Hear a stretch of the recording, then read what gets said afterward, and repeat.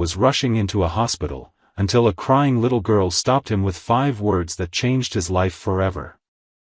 The sun hung low in the sky that afternoon, casting long golden shadows across the hospital's glass exterior. James Winters, impeccably dressed in a light gray suit that seemed to reflect the soft shimmer of the city, stepped out of the back seat of his sleek black car. His leather shoes clicked confidently on the pavement as he adjusted the silver watch on his wrist, glancing at the time. He was a man who didn't like being late, not to business meetings, and certainly not to a contract signing that would secure his company's next multi-million-dollar expansion into the healthcare sector. For most of his life, hospitals had meant deals and development plans, not personal connection. That was about to change. As he approached the side entrance where the administrative offices were located, something caught the edge of his vision. A small figure was curled up beside the wall, near a concrete planter filled with wilting flowers. It wasn't the sort of thing that usually registered in his mind, especially not when he was preoccupied, but this time, something made him stop.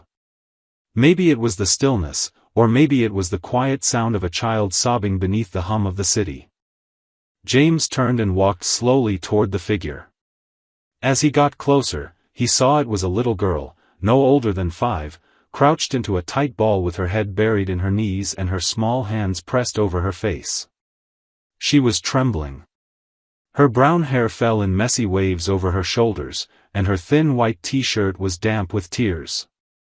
Her jeans were worn, her sneakers scuffed, and her entire posture radiated something far beyond a child's usual sorrow. He crouched beside her without thinking, lowering himself until they were eye level. "Hey," he said gently, trying to keep his voice soft so he wouldn't scare her. "Are you okay?" The girl flinched slightly, then slowly moved her hands away from her face. Her cheeks were red, her eyelashes wet. She had the clearest blue eyes he had ever seen, eyes filled with fear, but also something stronger. When she looked up at him, there was no shyness, only sadness. She blinked, trying to stop the tears from falling again, and shook her head. "My mommy's sick," she said quietly. Her voice was hoarse from crying, but she wasn't hysterical. It was the way she said it, calm, accepting, as if it wasn't the first time she'd had to explain it to someone. James's heart tightened.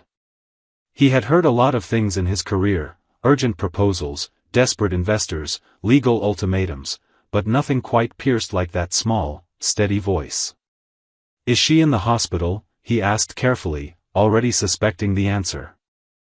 The girl shook her head. "She's at home. She can't get up. We don't have money to come here. She needs medicine."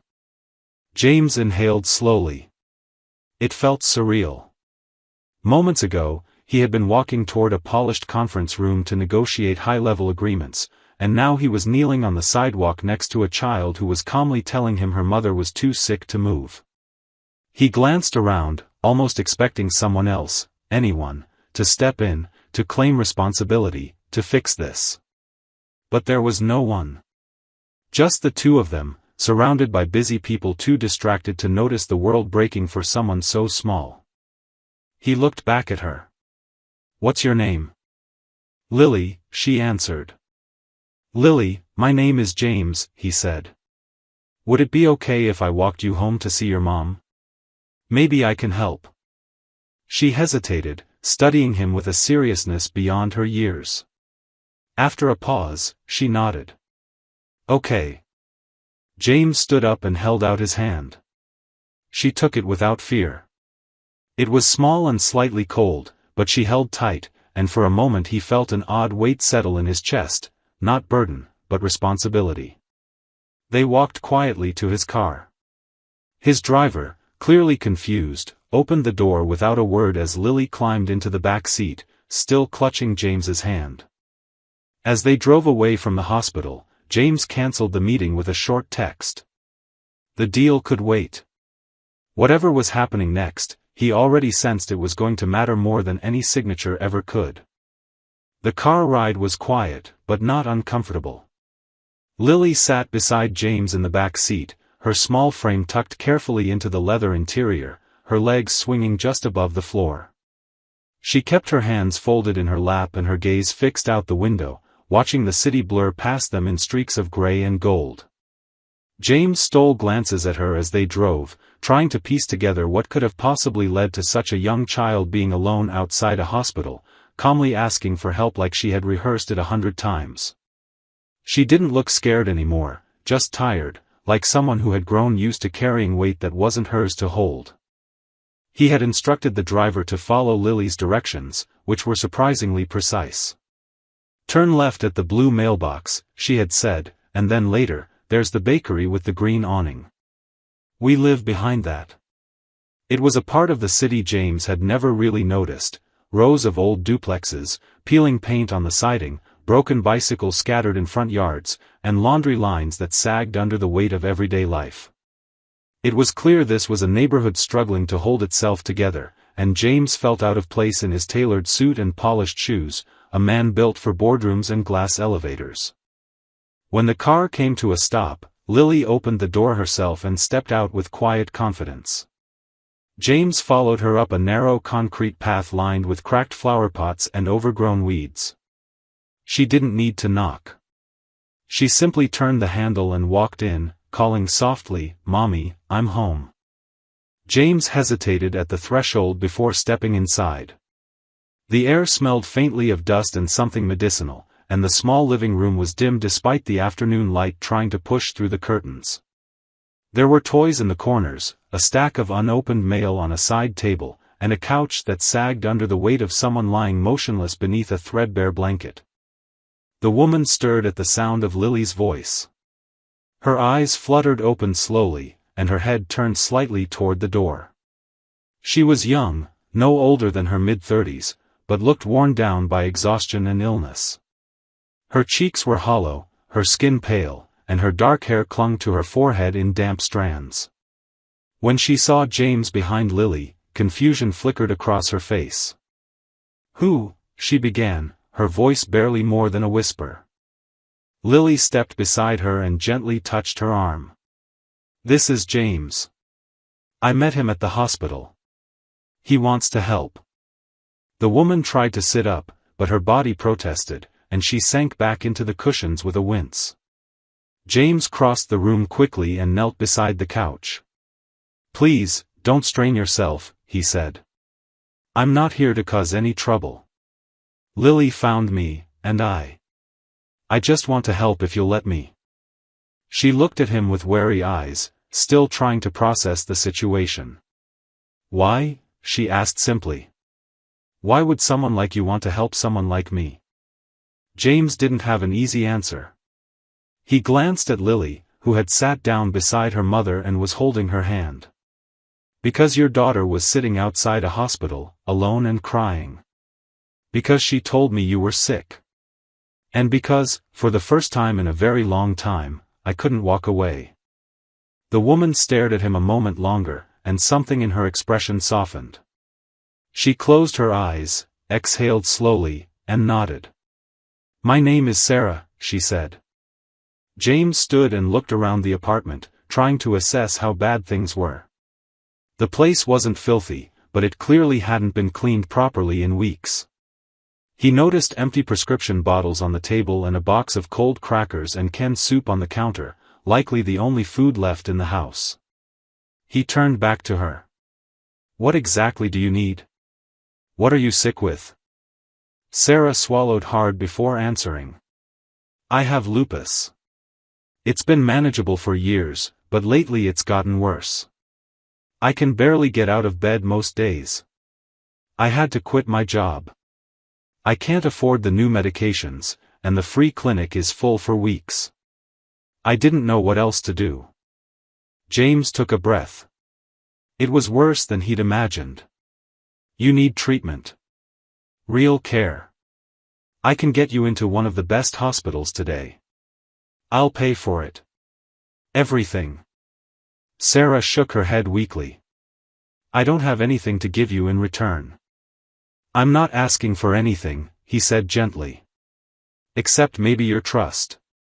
She looked at Lily, then back at him. There was a long silence, and then finally, she gave a tired, almost broken nod. Okay. That night, James arranged for a private nurse to come and evaluate Sarah's condition.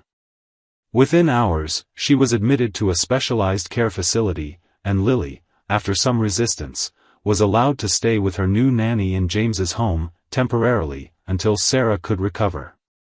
James stayed close through all of it. He coordinated the hospital intake, arranged specialists, and called in favors he hadn't touched in years. He didn't fully understand why he was doing all this. He only knew that something had shifted in him the moment Lily looked up with those tearful eyes and asked for help. He had been on his way to close a business deal that day, but what he found instead was something far more important. A chance to matter, not as a CEO, not as a man with power, but as a human being who could change the course of someone's life with a single decision. And he wasn't going to waste it. James had never been the kind of man who let emotions cloud his judgment.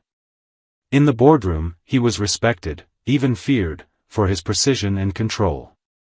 But the week that followed changed everything he thought he knew about what mattered. After Sarah's hospitalization, his life split cleanly into two parts, before the sidewalk meeting with Lily, and after.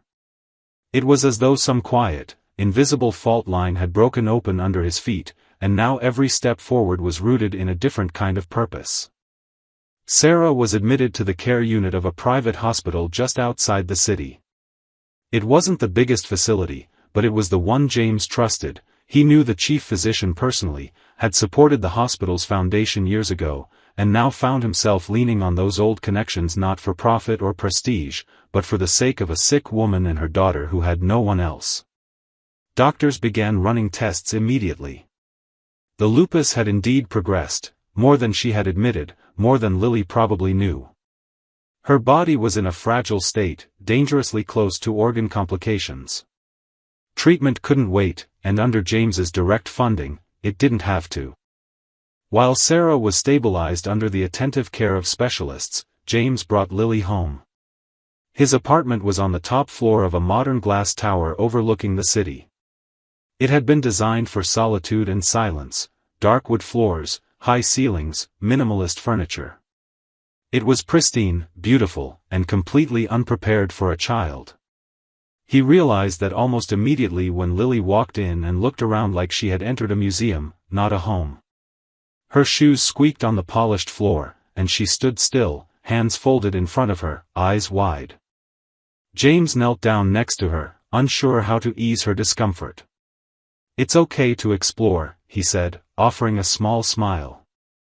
"Nothing in here is more important than you." She didn't answer, but she nodded slightly and followed him inside. Over the next few days, James did something he'd never done before. He adjusted his world to fit someone else's needs. He brought in a nanny, Olivia, a kind woman in her 50s with a warm laugh and endless patience, who had once worked for one of his board members. He ordered a twin bed, soft pillows, blankets with stars on them, a shelf filled with books and dolls, and tiny sneakers that actually fit her. He let Lily pick the color for the rug in her room. She chose purple. But there were deeper adjustments too, ones that had nothing to do with furniture or schedules. For the first time in his life, James woke up to an alarm set not for work, but for school drop-offs and breakfast. He learned how to make oatmeal without burning it, how to braid hair, badly, and how to decipher the subtle meanings behind Lily's quiet moods. She never threw tantrums. She never made demands. But he began to notice when she stood too still, when her eyes darted toward the door more often than usual, when she hugged a stuffed animal a little too tightly. These were the signs of a child who had spent too long worrying about someone else's survival. He spoke to her gently, every day, and let her decide when to speak back. She began telling him little things, what her mom liked to cook before she got sick, how she used to sing at bedtime, the name of the stray cat that sometimes visited their old window.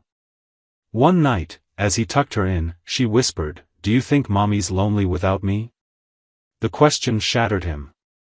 He sat by her bed and said, "No, sweetheart. She's resting now so she can come back stronger. And she knows you're safe." James kept his word.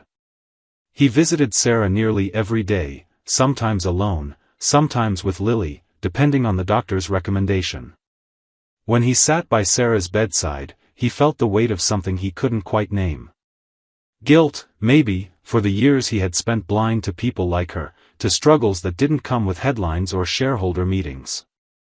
And yet, as he watched her heal, slowly, painfully, he also felt something else, reverence. Sarah was resilient. She was raising a daughter with more grace and strength than he could understand, even as her body betrayed her. On the 5th day of her treatment, Sarah opened her eyes and smiled at him for the first time. It was a tired smile, but it wasn't guarded. "You've done more in a week than anyone has in years," she said. James sat back in the chair beside her and answered quietly, "She's a remarkable little girl." I couldn't walk away. Sarah studied him for a long moment, her eyes tracing the changes in his face, the way his expression softened when he talked about Lily, the way he sat closer now, less like a visitor and more like someone trying to belong. "She likes you," she said finally. "That doesn't happen easily." "I know," he replied. "I don't want to let her down." Sarah looked away, her voice barely above a breath. "She already lost her father once. She doesn't know that. But I do." James froze, the words sinking into him like ice. He wanted to ask what she meant, but she had already closed her eyes again, her body giving in to rest. He stayed in that chair long after the machines had quieted and the nurses had left the room, wondering what story Sarah hadn't yet told him, and whether it was already too late to change it. The following days passed with a heavy sense of anticipation. James couldn't shake the feeling that Sarah's last words to him, about Lily's father, were more than a passing comment. They echoed in his mind during board meetings, while answering emails, and even when he was making Lily's breakfast in the early morning light. She had said it with intention, not accusation, and it lingered like an unfinished sentence. He found himself growing more cautious with every interaction, not wanting to press her too soon but knowing there was something beneath the surface waiting to be uncovered. Sarah's health, while still fragile, began to stabilize. The treatment was working. The flare-up of her lupus had been severe, but caught in time. Doctors remained cautiously optimistic. Her strength returned slowly, small victories like being able to sit up without help or feed herself again. James visited daily, often with Lily, who brought drawings or stories she made up during the car ride. The hospital room gradually became warmer, filled with laughter, stickers on the walls, and moments that almost resembled normalcy. One quiet afternoon, James arrived without Lily. She was napping at home with Olivia, and he wanted a moment alone to speak with Sarah. He brought her some tea from a place she once mentioned liking. She was propped up against the pillows when he entered, her face pale but alert. She smiled when she saw him, something genuine now, not forced or polite. "You look tired," she said as he pulled a chair closer to the bed. He chuckled softly and handed her the cup. "I'm learning that being a parent is a full-time job, even when you're not sure you're qualified for it." She sipped slowly, watching him over the rim of the cup. "You're doing well. Better than most who've had years to figure it out." There was a pause. Then James leaned forward, his voice careful but steady. "The other day, you said something. About Lily's father." Sarah placed the cup down gently, her fingers lingering on the handle. She didn't respond right away, as if weighing her next words. "I did," she finally said. "And I think it's time you knew the truth." James braced himself. He wasn't sure what he expected, a name, a painful story, a lost connection.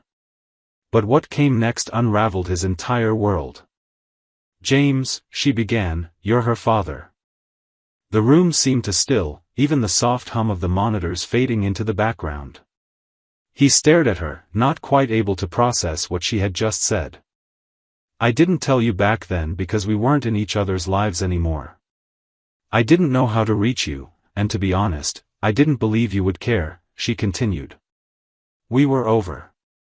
I found out I was pregnant a few weeks after everything ended. I thought about calling you, writing something. But I was scared. And then life moved forward, and I convinced myself I had made the right choice."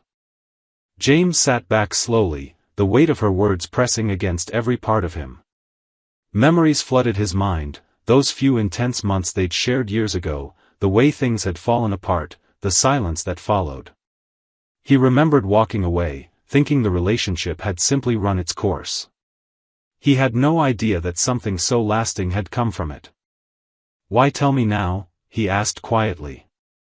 "Because I see the way you look at her," Sarah said. "And she looks at you the same way. You deserve to know. And maybe it's selfish, but if something happens to me, I need to know she'll be with someone who truly loves her. Someone who won't disappear." James felt breathless. All those moments with Lily, the quiet talks, the laughter, the way she reached for his hand, suddenly took on a new light. The connection he felt hadn't been imagined. It was real, rooted in blood and history and something far greater than coincidence. He stood and walked to the window, staring out at the hospital courtyard below. Children played there sometimes. It seemed impossible that a few weeks ago, he hadn't even known Lily existed. Now she was part of him in a way that made his heart ache. "I don't know what to say," he admitted. "You don't have to say anything," Sarah replied. "Just be there. That's what matters." He turned to her, eyes filled with emotion. "I will. I promise you, I'm not going anywhere." Sarah nodded, and something in her expression eased. For the first time, there was no tension in her shoulders, no guarded look in her eyes. There was trust, deep and fragile, but real. As James left the room that day, everything felt different. He wasn't just helping a woman and her child anymore. He was stepping into something far more sacred. He had a daughter. And now that he knew, nothing in the world could pull him away from her again. James woke early the next morning, long before the sun began to rise, and sat on the edge of his bed with the revelation from the previous day still echoing in his chest. He hadn't slept much. His mind had cycled through every moment he'd shared with Lily since the day they met, replaying her smiles, her quiet trust, the way she looked at him with those unmistakable blue eyes, his eyes. Now that he knew the truth, everything about her made sense in a way it hadn't before, and the weight of it was both overwhelming and grounding. He had a daughter. Not just in a metaphorical sense, not a symbolic bond that had formed over time. Lily was his child, and the past 6 years of her life had passed without him. It stung more than he expected. He had missed her first steps, her first words, the way she clung to her mother's hand on the first day of preschool. But worse than missing those moments was knowing that Sarah had endured all of it alone, carrying not only the burden of illness but the full responsibility of raising a daughter without support. He wanted to be angry at her for not telling him, but he couldn't summon it. He could only imagine the fear and uncertainty she must have felt, especially back then, when he was a different man. More closed off. More selfish. Maybe she had been right to protect Lily from that version of him. But things were different now.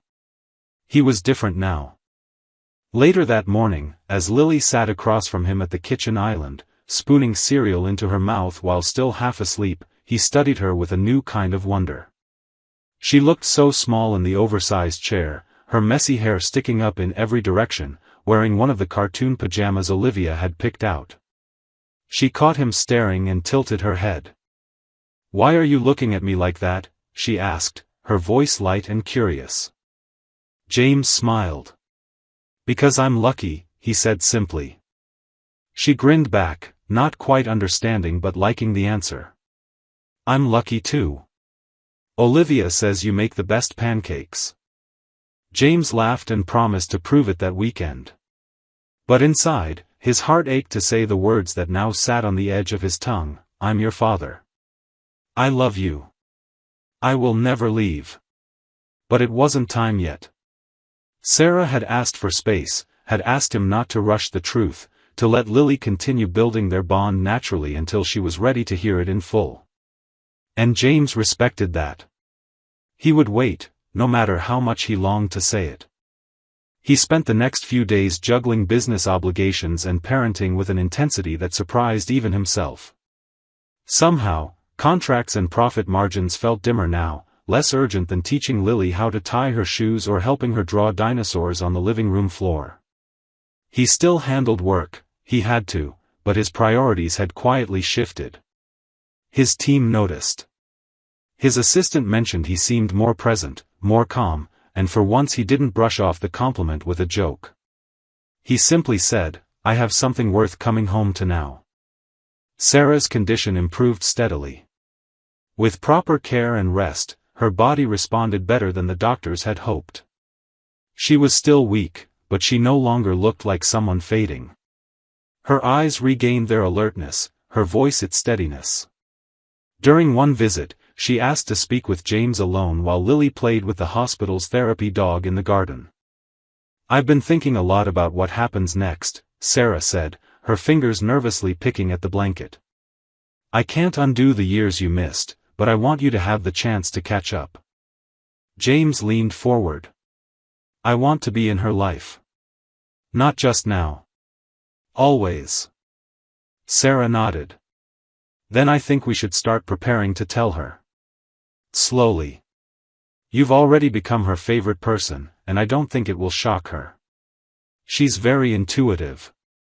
He smiled gently, relief washing over him. "I've wanted to say it since the moment I found out." They agreed to wait a few more weeks, until Sarah could come home, until Lily could hear it in the comfort of their shared space, not the sterile walls of a hospital. And so, James doubled down on showing up for Lily in every way possible. He picked her up from school. He sat through dance classes. He let her paint on his shirt when she insisted he be her art project. And at night, when she finally drifted off beside him on the couch after a movie, he would sit for hours just watching her, marveling that something so precious had come into his life in such an unexpected way. And every night, he whispered the same promise under his breath, knowing she couldn't hear it yet, but believing that one day soon, she would. "I'm here now. And I'm never leaving again." The first morning Sarah returned home was quiet in a way that felt delicate, like a moment balanced on the edge of something sacred. Olivia had made tea and set out breakfast, but it mostly went untouched. James had taken the day off completely, silenced his phone, and cleared his calendar. He stood in the hallway outside Lily's room as Sarah knelt beside her daughter, brushing her fingers gently through her hair, her voice soft and soothing. Lily had barely let go of her since she'd arrived. She clung to Sarah with the unspoken fear of losing her again, and Sarah responded with endless patience and calm, never once pushing her away. James watched from the doorway, giving them space, but Sarah waved him in with a small smile. He stepped forward, sitting beside them on the floor. Lily looked up at him, her face full of contentment now that both of them were there. "Can we stay like this forever?" she asked sleepily. James chuckled, looking at Sarah. "We'll do our best," he said, and he meant every word. Later that day, after Lily had fallen asleep on the couch with a book pressed to her chest, Sarah sat with James on the back patio. The evening was still and warm, the golden light catching the edges of her hair. She looked stronger than she had in weeks, though still thin, her movements careful. She sipped her tea slowly, her gaze fixed on the horizon. "I've been thinking about how we'll tell her," she said quietly. "She's already started asking questions. About how we met. Why we're spending so much time together now." James nodded, his hands folded between his knees. "I think she already knows, somewhere inside. She just doesn't have the words for it yet." Sarah turned to look at him. "She's going to be okay, isn't she?" "Yes," James said without hesitation. "Because she has you. And now she has me." That night, the three of them sat together on the living room floor, surrounded by markers and construction paper. Lily was in the middle of creating an elaborate, get well, card, even though Sarah was sitting right beside her. She insisted it was for when her mom was extra better. James was helping cut out shapes, though his skills with scissors were questionable at best. Sarah laughed at his crooked stars, and Lily said they were perfect anyway. The moment felt so ordinary, so domestic, and yet to James it was extraordinary. This wasn't just something he was witnessing. He was part of it. The sharp lines of his former life, contracts, meetings, flights, had started to blur, softened by the steady presence of something real. For the first time, his home felt like a place where a life was being built. As the week went on, Sarah and James moved gently around each other, navigating the newness of being in the same space again. Sometimes it felt natural, like slipping into a rhythm they'd never had time to find years ago. Other times, there was hesitation, pauses where old wounds hadn't fully closed. But they talked. Honestly. About the past, about the time lost, about what forgiveness looked like in the context of a second chance.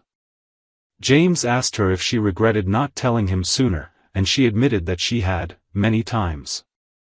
But she also said that the version of him she sees now, the man cooking breakfast, sitting through Lily's school assemblies, reading bedtime stories twice just because she asked, was the man she had always hoped he could be.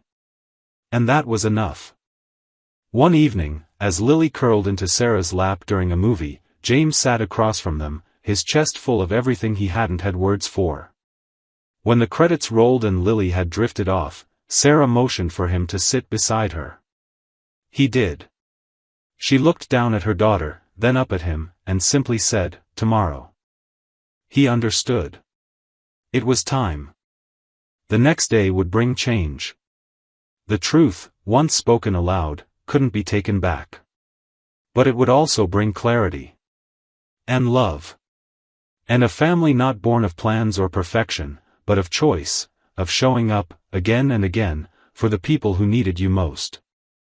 The morning began like most others had since Sarah returned home, quiet, gentle, with the soft sounds of breakfast being made and sunlight leaking through the curtains. James had risen early, though he hadn't slept much the night before. The weight of what was to come pressed against him, but it wasn't a feeling of dread. It was anticipation. Something long overdue was finally going to be made right. He looked at the small stack of drawings Lily had made over the last few weeks, pictures of the three of them holding hands, of hearts, of her and Sarah in stick figure form under a smiling sun. His favorite was one she'd drawn of him in a superhero cape with the word James misspelled beneath it. He kept that one in his briefcase now, even though he rarely carried it anymore. He had stopped needing to escape into work. This was where he belonged. Sarah was already awake, sitting at the edge of Lily's bed, softly brushing her daughter's hair back from her forehead. Lily stirred as James entered, stretching and yawning, her small arms reaching out to both of them like she'd done this every morning of her life. James sat on the bed beside her and smiled. "Sleep okay, Peanut?" he asked. She nodded and nestled against Sarah. After breakfast, they all went to the park, walking along the shaded paths and feeding ducks by the pond. Sarah and James shared glances, quiet exchanges of reassurance and timing. Lily was in a particularly bright mood, skipping ahead and humming to herself, the world simple and full of wonder from her point of view.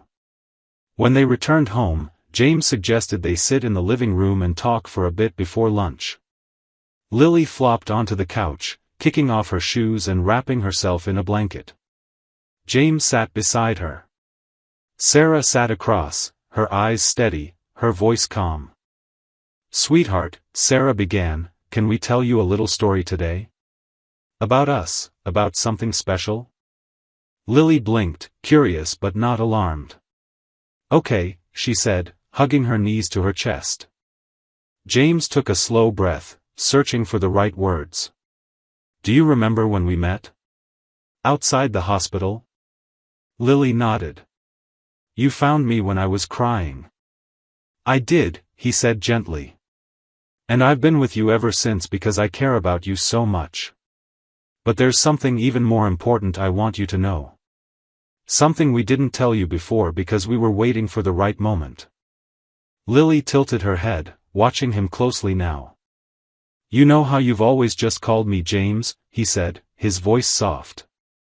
Well, there's another name you can call me too. One that's even more special. She frowned, confused. What name? James's throat tightened. He glanced at Sarah, who nodded, then turned back to Lily. You can call me Dad. Because I'm your dad, Lily. I always have been. I just didn't know until recently. For a moment, the room was still. Lily didn't move. Her face was unreadable, her small brows furrowed in concentration as if she was replaying every moment they'd shared, every time he had kissed her forehead, helped with her homework, tied her shoes. She looked at Sarah, who gave a slow, loving smile. It's true, baby, she said. He's your real dad. Then Lily's eyes filled with tears, not of pain, but something softer. She stood up slowly and walked over to James, her lower lip trembling. You're really my daddy? She asked, her voice barely above a whisper. James opened his arms, his own eyes stinging. Yes. I'm your daddy. She didn't say anything more. She just threw herself into his arms, pressing her face into his chest, and he held her as tightly as he could without making her feel crushed. Her small body shook against him, and he realized she'd been waiting for this in her own way. Somehow, she had known. Somehow, she had always hoped. After a long moment, she pulled back, wiped her cheeks with the back of her hand, and said, Then I want to be called Lily Winters. James laughed through his tears. Deal, he said. You already are. That evening, as they sat around the dinner table, everything felt new and yet perfectly familiar. Lily kept looking at James like she was memorizing every detail of his face again, as if seeing him for the first time. She called him Dad twice, quietly, experimentally, and each time he smiled so wide it nearly broke him. Sarah looked at them both with eyes full of quiet victory. She had carried the secret for so long, afraid of what would happen if it ever came to light. But now, watching her daughter beam with something that looked a lot like peace, she knew it had been worth waiting for the right moment. As the sky turned to dusk and the first stars appeared, Lily climbed into James's lap and curled against him, sleepy from the day but not wanting to let go. I'm glad you found me, she whispered. James kissed the top of her head, his voice barely audible. Me too, baby. More than anything in the world. The weeks that followed felt like the slow unfolding of a second chance that no one had dared to believe was possible. With the truth finally spoken, everything between James, Sarah, and Lily seemed to shift into a new, brighter rhythm. There was no need for careful glances anymore, no pauses between affection. The barrier had fallen. Lily now said Dad without hesitation, without testing it first, like it had always belonged on her tongue.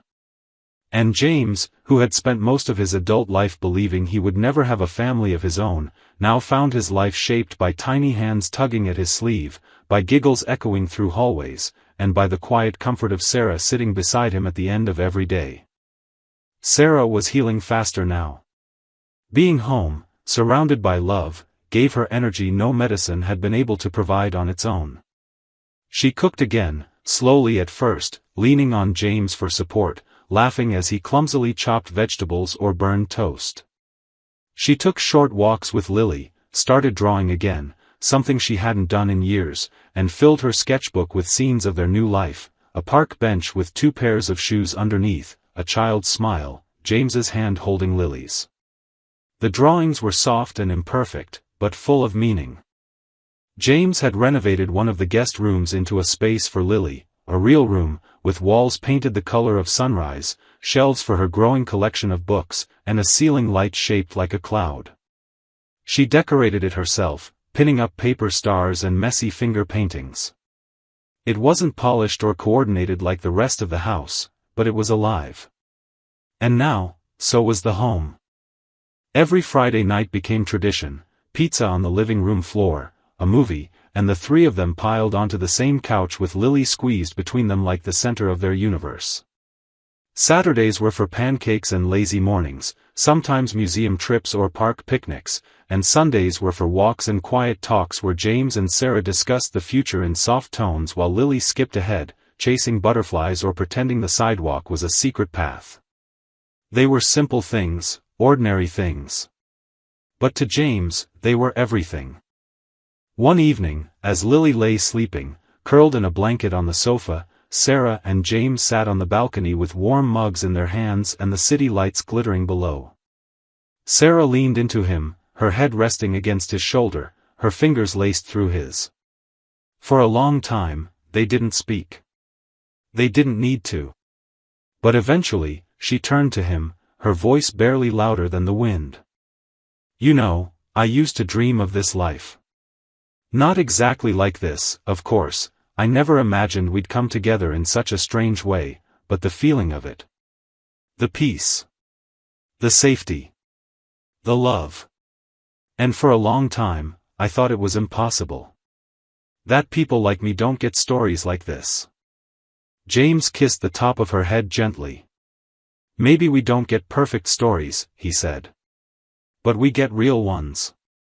And that feels even better." She smiled, a tear slipping down her cheek, not from sadness, but from fullness. "I don't want to waste any more time."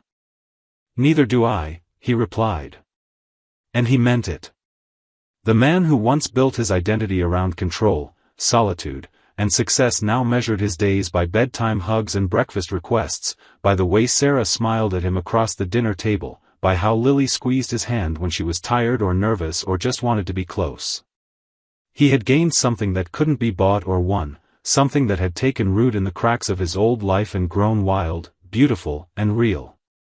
A few months later, on a quiet spring afternoon in the garden, James knelt down beside Lily and asked her if she'd like to be a part of something special. Confused, she looked at him with those bright blue eyes. "You already said I'm your daughter," she said. He smiled. "You are. Forever. But I was wondering if you'd like to help me ask Mommy something important." When Sarah came outside, Lily ran to her, holding a small ring box in her hands and grinning from ear to ear. Sarah froze as James stood behind her, his heart racing but his voice steady. "You gave me the best gift in the world without ever asking for anything in return," he said. "And I don't want a single day of my life without you in it. Will you marry me?" Sarah's hands flew to her mouth, tears already brimming in her eyes. Lily jumped up and down, chanting, "Say yes. Say yes." She didn't hesitate. She said yes. And so their story, once fractured by fear, silence, and distance, closed its darkest chapter and turned a page into something radiant. It wasn't perfect, and it wasn't without scars, but it was whole. James had found more than just love or redemption, he had found his family. And in that quiet, imperfect miracle, he finally understood what it meant to truly come home. This story ends not with dramatic twists, but with something far more powerful, healing. What began with a chance encounter outside a hospital becomes a quiet revolution in one man's soul. James, a figure once defined by wealth and control, is softened not by tragedy but by love he didn't expect. The discovery that Lily is his daughter doesn't just reshape his priorities, it reshapes his identity. He doesn't try to erase the past. He owns it. And that's what makes the ending feel earned, not forced. Sarah's journey, too, is a rare portrait of quiet resilience. She never seeks pity. She seeks safety, for her child, for herself, and finally, she finds it. But even more importantly, she finds someone willing to meet her where she is, not where she had to survive alone. The real triumph here isn't the marriage proposal or even the happy family they form. It's the fact that three broken paths found one another again, and chose to stay. In a world obsessed with instant redemption, this story dares to show us that sometimes love comes after the apology. Sometimes family is built from the pieces we thought were lost. It's not just a happy ending. It's a meaningful one. She told him she couldn't have kids. 6 years later, he saw two little girls screaming, "Daddy," and his world stopped. Andrew Bennett was used to silence in his luxury sedan. He liked the hum of the engine, the feel of control beneath his hands, and the calm before another high-stakes boardroom negotiation. But today was different. His mother, Margaret, was sitting beside him in the passenger seat, gazing out the window with that quiet, knowing expression she often wore when she had something to say but chose not to. They were driving through a quiet residential neighborhood near the coast, a detour on their way to a regional tech summit where Andrew was expected to finalize another major acquisition. The mood was calm, the sky clear, the city unaware that his world was about to shift. As the car turned onto a quiet street lined with modest homes and flowering trees, Andrew suddenly heard something. Faint at first, high-pitched voices, calling out, but then louder, clearer, impossible to ignore. His brow furrowed as he leaned toward the window, catching a glimpse of movement behind the car. He told the driver to slow down.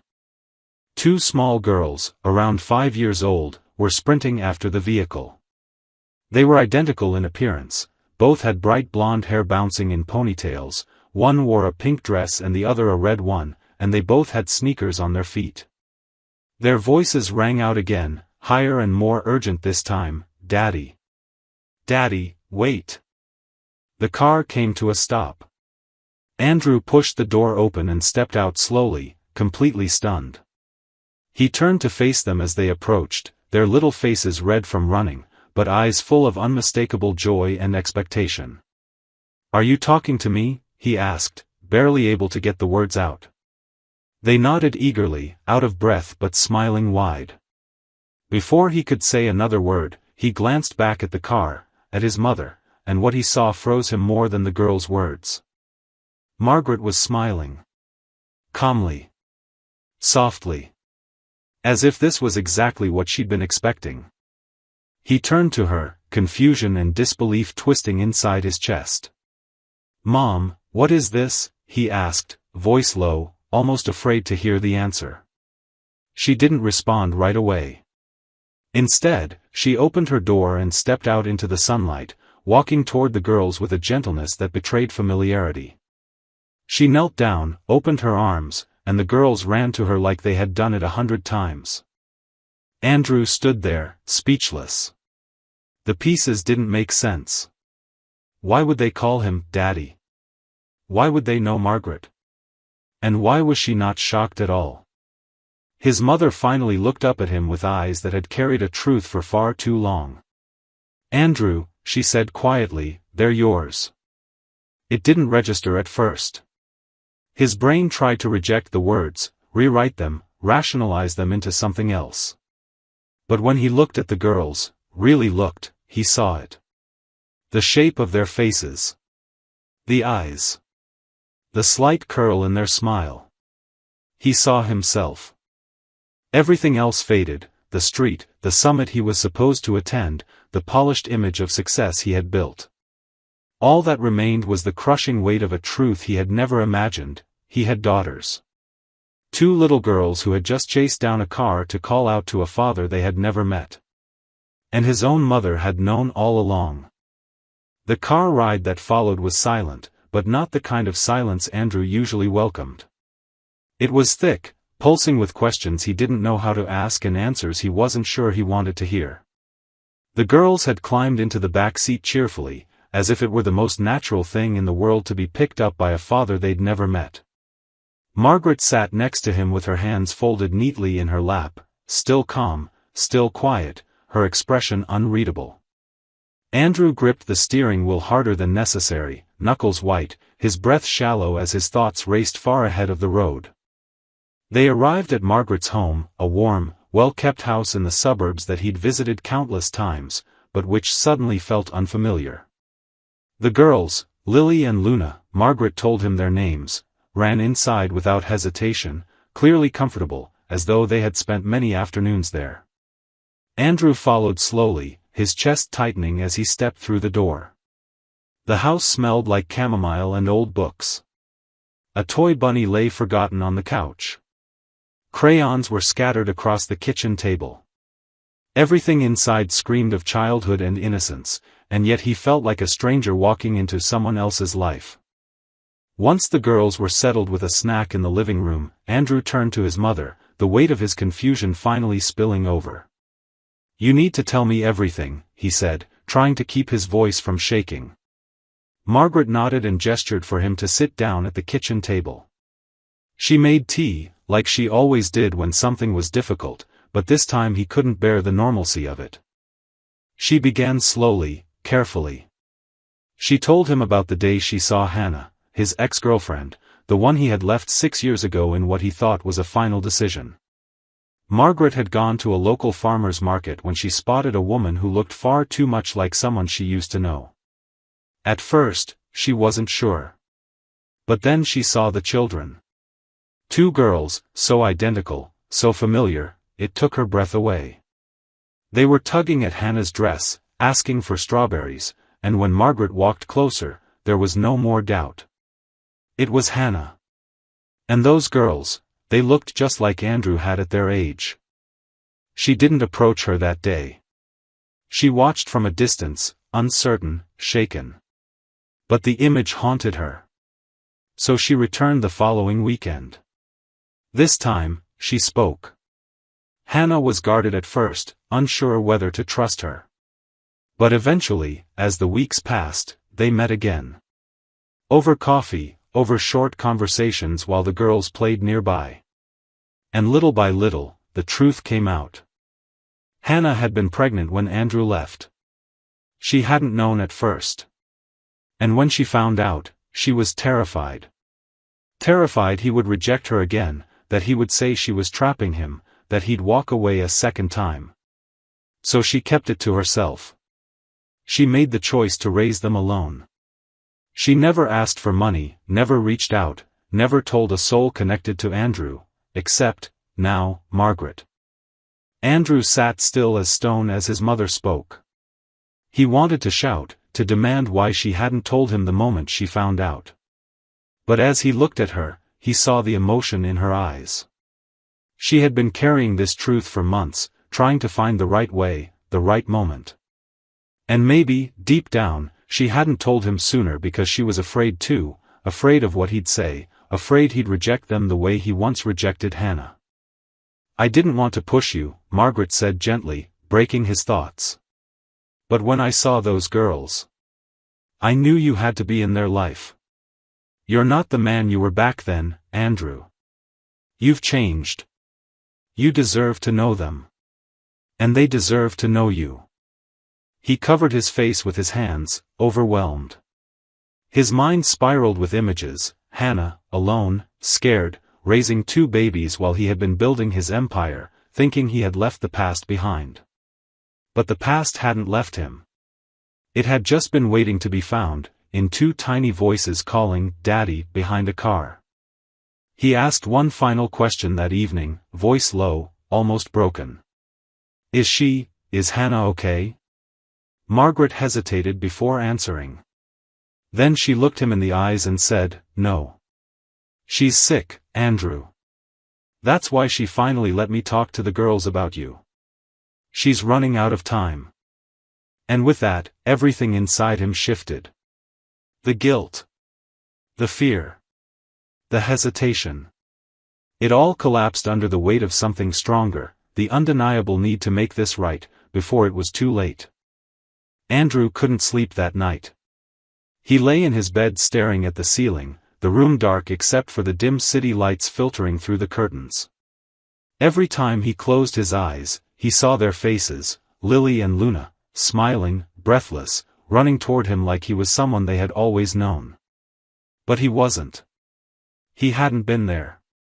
He hadn't changed a single diaper or kissed a scraped knee or sat through a sleepless night. He had missed 5 entire years of their lives, not because they were hidden from him, but because he had walked away from the one person who would have given him everything. The guilt ran deeper than any mistake he had made in his business life. This wasn't a failed deal. This was a fracture of something far more fragile. The next morning, with almost no rest and a heaviness in his chest, he made a decision he hadn't been ready for the day before. He was going to see Hannah. Not to demand answers, not to argue, but simply to look her in the eyes and say what should have been said a long time ago. He called Margaret, asked for the address, and told his team to cancel his schedule for the day without further explanation. For the first time in years, work didn't matter. Nothing else did. He drove himself to the apartment complex Margaret had described. It was modest, clearly older, the kind of building most people ignored as they passed by. The walls were faded, the steps chipped, and the nameplates on the mailboxes were worn thin.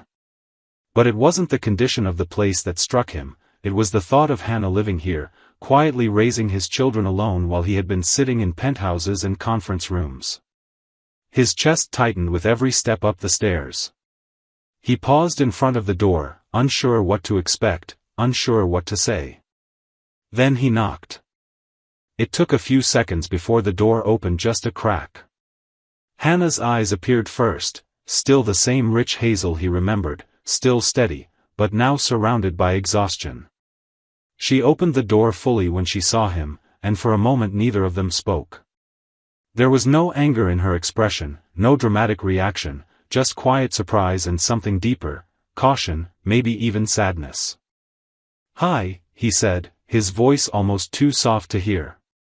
"Can we talk?" She stepped aside and let him in without a word. The apartment was small, clean but cluttered with the gentle chaos of children, crayons on the table, a pair of tiny shoes near the door, cereal boxes stacked on the counter. It smelled like lavender and something slightly burnt, maybe toast forgotten in a rush. Hannah gestured toward the couch, and he sat while she stood by the window, arms crossed. "I wasn't expecting you," she said finally, her voice hoarse. "I wasn't expecting them," he replied, meeting her gaze. There was a long pause. Then she nodded slowly. "I know." He took a deep breath. "Why didn't you tell me?" She didn't answer right away. She looked out the window, the pale light catching the outline of her face. "Because when I told you I was pregnant, you left. You didn't even ask if it was real or what I needed. You were already gone in your mind before I finished the sentence. What was I supposed to do? Beg you to stay and be a father when you were already halfway out the door?" "I didn't know what to do," he admitted. "I was scared. I thought we weren't ready." "I was never going to be ready for this alone either," she said quietly. "But I did it anyway." He stood up slowly, his voice lower now. "I want to help. Not because I feel obligated. Because I want to. I need to." She turned to look at him then, eyes searching his. "They're not just a problem to fix or a duty to fulfill. They're people. Little people who've built a life without you. You can't just drop in and expect to belong." "I don't expect anything," he said. "I just want to start." There was a tremble in her lip, and she pressed it into a firm line. "You're late, Andrew. But maybe not too late." They stood in silence for a few moments, not enemies, not quite friends. Something unspoken passed between them, regret, hope, fear, and the beginning of something unsteady but real. Just then, the door to the bedroom creaked open, and two identical faces peeked out, wide-eyed and curious. "Mommy," one of them said. "Is Daddy still here?" Hannah looked at them, then back at Andrew. "Yes, sweetheart," she said gently. "He's still here." And Andrew, for the first time, realized what that word really meant, not a title, not biology, but presence. And now, he was here. The days that followed blurred into a series of cautious, emotionally charged moments as Andrew began slowly integrating into the lives of the daughters he had never known. He didn't rush anything. He didn't arrive with gifts or grand gestures. He simply showed up every afternoon after work, sometimes still in his suit, sometimes in jeans and a sweatshirt, depending on how much courage it had taken that day to walk through the same door. He never came empty-handed. Sometimes he brought fresh fruit, sometimes picture books, sometimes nothing but his own uncertain energy. Hannah never stopped him, never pushed him away, but she also never made it easy. She observed quietly, always watching for signs that he might once again step back into his old pattern of avoidance. The girls, Lily and Luna, were both cautious and curious. They asked a lot of questions, some innocent, others piercing. One afternoon, Luna asked him if he had always known about them. The question was simple, but it hung in the air like smoke. Andrew knelt down to her eye level, looked her straight in the face, and said, "No, I didn't. But I wish I had." She didn't say anything else after that. She just nodded slowly, walked back to the couch, and went back to coloring. That was the moment he knew the repair wouldn't come from words, it would come from showing up over and over, with nothing expected in return. He started helping with daily routines. He'd read stories before bed, badly at first, stumbling over voices and pacing, until the girls started correcting him with laughter. He cooked, with comically mixed results, pancakes shaped like dinosaurs, pasta that came out too soft, and sandwiches cut into crooked hearts. But they loved it, not because it was perfect, but because it was his effort. And effort, to them, was love. Hannah stayed in the background most of the time. She watched from the kitchen while pretending to clean, her eyes betraying more emotion than her words ever did.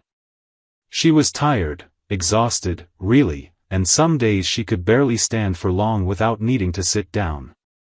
Andrew noticed.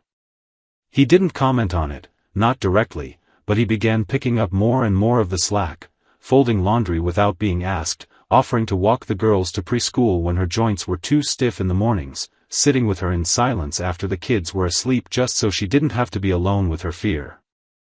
One evening, after the girls had fallen asleep in a tangled pile of stuffed animals and storybooks, Hannah finally let her guard slip a little. She was curled up on the worn armchair, a blanket draped over her legs, her face pale under the warm glow of the lamp. Andrew was washing dishes in the kitchen. Without turning around, she spoke. "You're different now." The words were soft, like a thought accidentally said out loud. He dried his hands and came to sit across from her, not breaking eye contact. "I wish I had been like this then," he said. "Wishing doesn't change the years I spent scared and alone," she replied, her voice steady but quiet. "But I see what you're doing now. And the girls, they see it too." He nodded. "I'm not trying to undo the past. I just want to give them a present they can rely on." There was a silence between them that didn't feel heavy, it felt necessary. A moment to acknowledge the space that still stood between them, even as it began to slowly shrink. Eventually, she looked at him again. "You know, they think the world of you already. It scares me how fast they've let you in." "It scares me too," he admitted. "Because I don't want to fail them. Or you." "You will," she said without hesitation. "Everyone does. But now at least, you'll be here to fix it when you do." For the first time, a faint smile curved at the corner of her lips. Not a full one, but enough to let him know she didn't just see the man who had walked away, she also saw the one who came back and stayed. As the weeks passed, Andrew fell into the rhythms of their home. The girls started calling him Dad without even noticing they were doing it. They argued over who would sit on his lap first, asked him to braid their hair before school, and insisted he help pick their bedtime songs. Every moment was new, raw, and unfamiliar to him, but he welcomed it. He didn't need control anymore. He needed connection. One night, as he tucked them in, Lily wrapped her arms around his neck and whispered, "I'm glad you're here now." It wasn't dramatic. It wasn't part of a big conversation. It was just a child's truth, offered quietly. And for Andrew, it meant everything. Hannah stood in the hallway, unseen, listening. Her eyes filled with tears she didn't let fall. In that moment, she didn't feel quite as alone. The man who had once abandoned her was gone. And in his place stood a father who was finally ready to fight for his place, not through words, but through every small, deliberate act of love. Hannah's health began to decline more rapidly than any of them had expected. It started with small things, her needing to rest more often, missing mealtimes, and occasionally struggling to get through sentences without catching her breath. At first, she tried to hide it, brushing off the fatigue with excuses like a poor night's sleep or stress from the kids. But Andrew noticed. He always noticed now. What once would have gone unseen in his former world of business meetings and phone calls was now the center of his universe. The subtle shift in her tone, the stiffness in her movements, the way her hands trembled slightly when she thought no one was looking. He convinced her to go back to the doctor, to get updated scans and blood work. He offered to pay for everything, not as a gesture of guilt, but out of genuine fear and responsibility. She agreed reluctantly, only after realizing that avoiding it wouldn't change what her body was already trying to tell her. The results were sobering. The autoimmune disease was progressing faster than expected. Her immune system was weakening more rapidly, and her body was beginning to shut down in ways that even the best treatment could only temporarily delay. Hannah took the news with a quiet strength that unnerved Andrew. She didn't break down. She didn't scream or cry. She just sat in the clinic's small consultation room and nodded, as though she had already known this would happen eventually.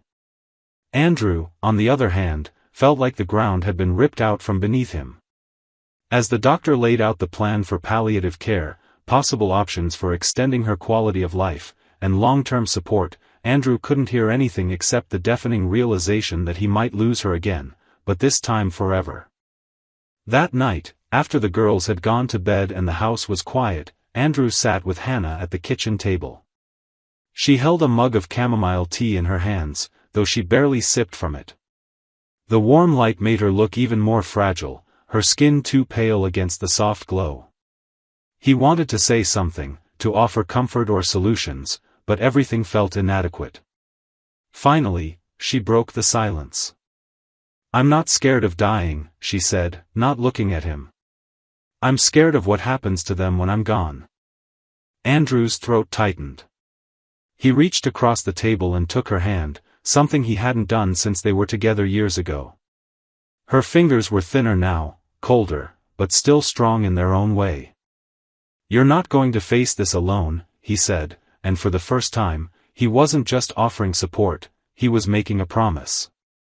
She looked up at him, eyes glistening but not crying. "They're good girls. They're kind and bright and stubborn. They need stability. They need someone who won't run when things get hard." "I won't," he said. "Not again." Hannah nodded slowly, almost as if she wanted to believe him but didn't dare to yet. "They already love you. I can see it. But if you're going to be part of their lives, you have to be their anchor, Andrew. Not just the fun parent or the one who shows up when it's convenient. They need to feel safe." He leaned back in his chair, the weight of her words settling heavily into his chest. He understood what she was asking, not just to show up, but to transform, to take on a role he had never prepared for. He had missed their first steps, their first words, their first birthdays. But maybe, just maybe, he could be there for what came next. He could give them a future with fewer absences. Over the next week, Andrew took action. He began to restructure his work schedule entirely. What used to be back-to-back meetings and constant travel was now tailored around pickup times from preschool, doctor appointments, and bedtime routines. His assistant was stunned by the shift. Board members questioned him. But Andrew didn't care. For the first time in his life, he felt like every minute spent outside the office was the right investment. He wasn't stepping back from success. He was stepping into his real legacy. He also began preparing legal documents with Hannah's guidance. They sat together late into the night discussing guardianship, education plans, medical directives, all the difficult conversations no parent wants to have but must when time grows uncertain. Hannah was meticulous. She wanted to ensure that no matter what happened, Lily and Luna would be safe, protected, and loved. One evening, as he tucked the girls into bed and read them their favorite story, Lily reached up and placed her small hand on his face. "Daddy," she whispered, "will you be here when I wake up?" He smiled, though his eyes were wet. "Always," he said. "Every morning." She nodded, satisfied, and rolled over. Luna, already half asleep, mumbled something about dreaming of dragons. Andrew sat there long after they had fallen asleep, watching them breathe, listening to the quiet rise and fall of their chests, and thinking about how precious it all was. These moments, the quiet, simple ones, were the ones he used to miss. Now, he couldn't imagine anything more important. Hannah watched him from the hallway that night, leaning against the wall, her arms folded. There was a softness in her gaze that hadn't been there before. She saw the man he had become, not the one she had once lost. And for the first time in a very long time, she allowed herself to believe that maybe, just maybe, she could let go when the time came, knowing that her daughters would never feel abandoned. Winter came earlier than expected that year, covering the city in a soft blanket of frost and slowing everything down. But inside the apartment, time seemed to be moving faster than anyone could hold on to. Hannah's condition grew more unpredictable. Some mornings she woke up with enough energy to bake muffins with the girls and laugh over spilled flour. Other days, she couldn't make it out of bed without assistance. Her body was fighting, but the fight was uneven, and they all knew it. The reality of her illness had gone from background noise to something they all navigated around like a piece of delicate glass threatening to break. Andrew, now fully entrenched in their lives, had taken over most of the responsibilities. He woke the girls up for school, packed their lunches, braided their hair, though not always symmetrically, and made sure homework was done even when they protested. He had become more than a visitor or a surprise in their lives, he had become a constant. The girls had stopped hesitating when calling him Dad.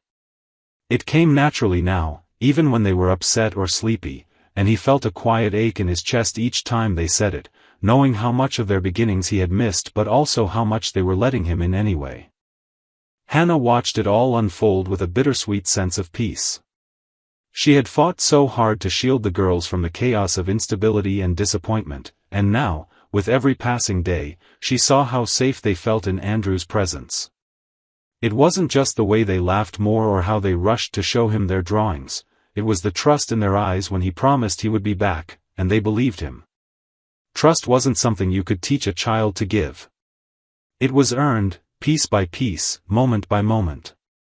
One cold afternoon, when the sky was low and gray and snow had started to fall softly outside, Hannah asked Andrew to sit with her while the girls played in the next room. She looked pale and thinner than usual, wrapped in a blanket on the couch, a mug of peppermint tea resting in her lap. Her breathing was slower, and her movements more cautious, as if her body was reminding her of its limits with each step. Andrew sat beside her, silent at first, knowing this wasn't just a casual conversation. "I've been writing letters," she said quietly, not looking at him. "One for each of their birthdays. Until they're 18. He didn't speak immediately. His hands clenched slightly in his lap, the idea of those unread letters slicing through his heart. "They'll forget my voice eventually," she continued. "But maybe this way they won't forget how I thought of them. What I wanted to say, even if I'm not around to say it." Andrew swallowed hard, forcing himself to stay composed. "They won't forget you, Hannah." "They might," she said, finally turning to him. "Time does that. And I don't want them to be angry with you. When I'm gone, you'll be the one explaining everything. You'll be the one answering the hard questions." He nodded slowly, his throat tight. "I'll tell them the truth. But I'll also tell them how strong you were. How much you loved them. How you built their entire world without ever asking for help." She reached for his hand. "Promise me you won't disappear. Even if things get hard. Even if they push you away sometimes, or you feel like you're not enough." "I promise," he said, without hesitation. "I'm not asking you to replace me," she whispered. I'm just asking you to keep them whole." Later that evening, as the girls helped decorate the small Christmas tree with plastic stars and homemade paper chains, Andrew watched from the hallway. He listened to their laughter, their high-pitched excitement over which branch should hold the paper snowflake. And then he looked at Hannah, sitting quietly in the corner, her smile faint but filled with something deeper than joy, acceptance. She was beginning to let go, not out of defeat, but because she was finally certain she could. He saw that in her eyes. The fear that had lived behind every decision, every guarded word, had started to ease. She was giving him her trust, piece by piece, just like the girls had. And in return, Andrew gave her what he had never given anyone before, not a promise of perfection, not a solution to every problem, but unwavering presence. There was nothing heroic about what he was doing. No grand gesture would undo the years he had missed or the pain he had once caused. But love, real love, lived in showing up, again and again, especially when it was hard. And that was exactly what he was going to keep doing.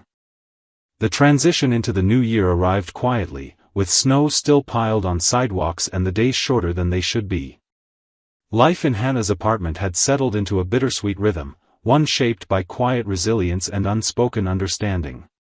Though each day remained precious, everyone in the home understood that time was no longer a guarantee but a gift, one that could vanish without warning.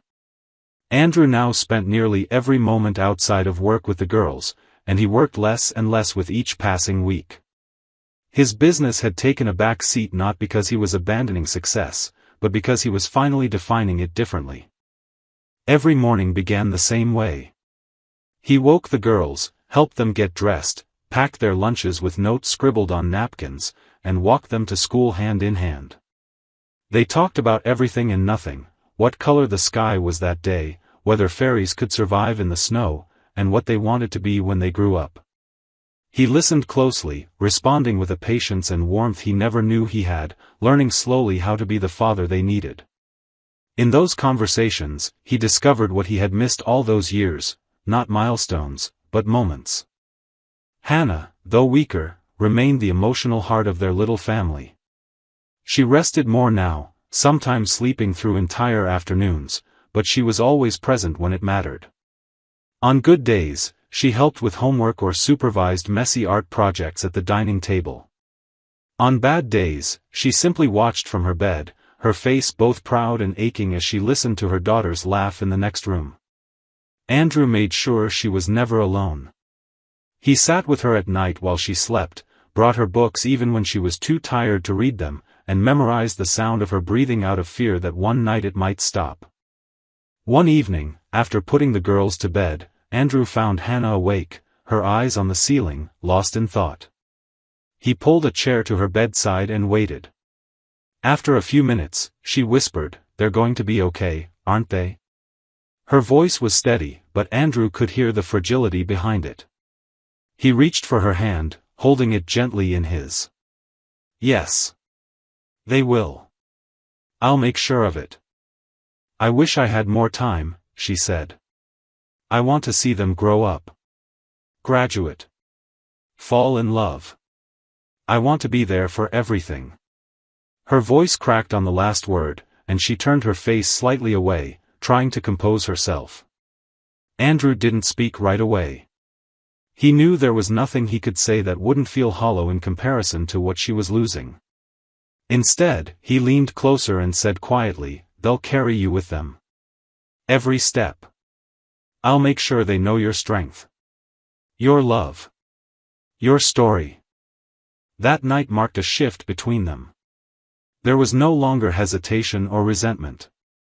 There was trust, deep and complete, built not from grand declarations, but from the days and weeks Andrew had quietly shown her that he was different now, that he was worthy of being part of this family. Their conversations turned practical. Hannah asked him to learn how to do the girls' hair properly. She gave him access to all the doctor's notes, the medications, the names of teachers, and the girls' favorite foods. She started telling him small things she had never thought to write down, what scared Luna when it thundered, how Lily liked to sleep with the window cracked open, which songs they loved to dance to when they were sick. One afternoon, when Hannah was too tired to get out of bed, Andrew helped the girls bake cookies. The kitchen turned into a mess of flour and sticky dough, but the joy in the room was undeniable. They called it Mommy's Cookie Day, and promised to do it again the next week. Hannah sat at the table wrapped in a blanket, watching them with tears in her eyes, not from sadness, but from the sheer beauty of the life happening in front of her, a life she had created and protected, and now, a life she was handing over with trembling but willing hands. There were quiet moments, too, where Andrew would find the girls playing by themselves, whispering to their stuffed animals about how they were going to keep Mommy happy or how Daddy said they could make a fort in the living room. He listened from the hallway, his heart swelling and breaking all at once. It was in those small, stolen moments that he realized how deeply they had accepted him, not as a replacement, not as a visitor, but as their father. By the end of January, the walls of the apartment were covered with drawings, school projects, and new memories. There were photos of the four of them, some posed, most candid, laughing, hugging, existing in a world they never thought they'd have. Hannah smiled in every picture, even the ones where she looked the weakest. She wanted the girls to remember her smiling. And Andrew, for the first time in his life, no longer felt haunted by the man he used to be. He had spent years chasing success and escaping vulnerability, but now, sitting beside a woman he once abandoned and helping raise two daughters he never expected, he finally understood the only legacy that mattered was love, and the courage to show up for it, again and again, no matter how late. Spring arrived slowly, thawing the snow-covered streets and bringing a gentle warmth that crept through the windows of the small apartment. The first blooms outside signaled a change, not just in the season but in the rhythm of their lives. For weeks, Hannah's health had hovered at the edge, unpredictable and delicate. Every moment felt like it might be the last, yet she held on longer than anyone expected, her will tethered tightly to the girls' laughter, their joy, and the comfort of knowing they were no longer alone. Andrew had begun to believe that maybe she would stay, maybe not forever, but longer than the doctors had said. But some truths arrive gently, and others arrive all at once. Her body, despite its fight, was no longer capable of continuing the battle. It happened on a quiet Sunday morning. The sun was just starting to pour through the curtains, painting golden streaks on the bedroom walls. The girls were still asleep, curled against each other in their shared bed. Andrew had just finished making coffee when he realized he hadn't heard Hannah stir. He brought her tea like he always did and walked quietly to her room. She looked peaceful, her head resting slightly to the side, a soft smile still etched into her face. But something felt different. Her chest didn't rise with breath. Her fingers were still. He stood there for a moment, unable to accept what he already knew.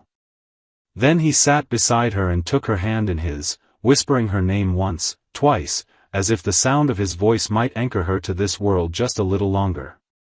But she was gone. What followed were the hardest hours of Andrew's life. He called Margaret first, unable to form full sentences. She came immediately and took care of everything he couldn't, making calls, soothing the girls when they awoke and asked where Mommy was, holding them as they cried into her shoulder. Andrew sat on the floor of the bedroom for a long time, still holding Hannah's hand, overwhelmed not just by grief, but by awe. He had known her in so many versions, young and passionate, angry and hurt, resilient and kind. And in the end, she had given him the most impossible gift, her trust, her forgiveness, and the love of the daughters they shared.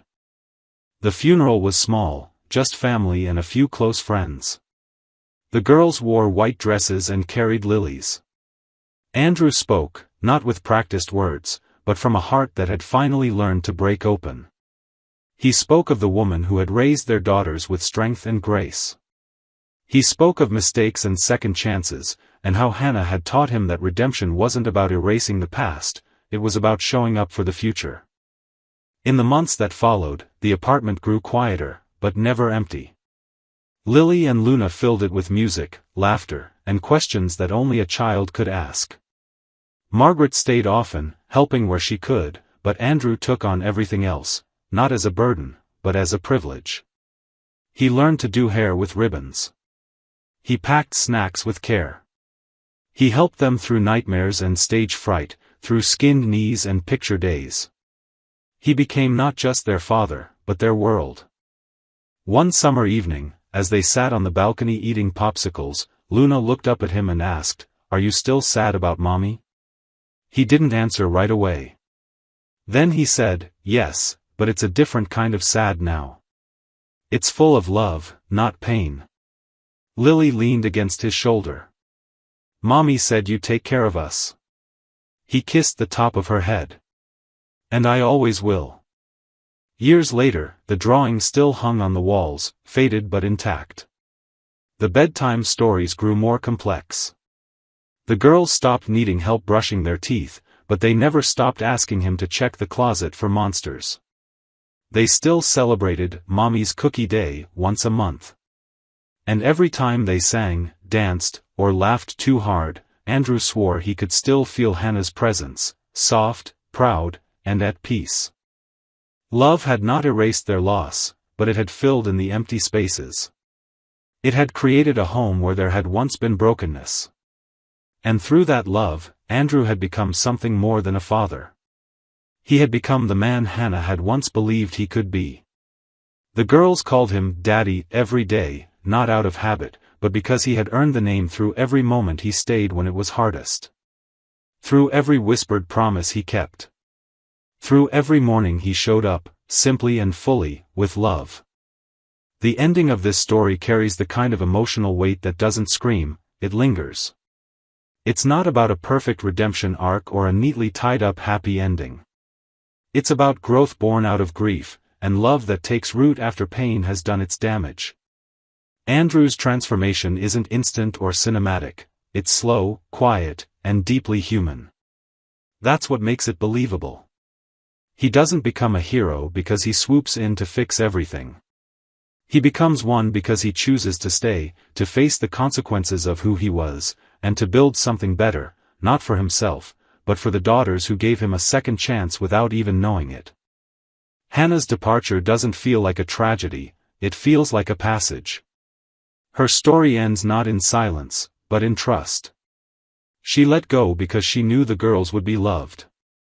That kind of peace is rare, and it's earned. And the girls? They are the living proof that even in the wreckage of broken relationships, something beautiful and lasting can grow. It's a story that reminds us, people change, but only when they choose to. And when they do, truly, wholeheartedly, the ripples of that change can heal not just one life, but generations.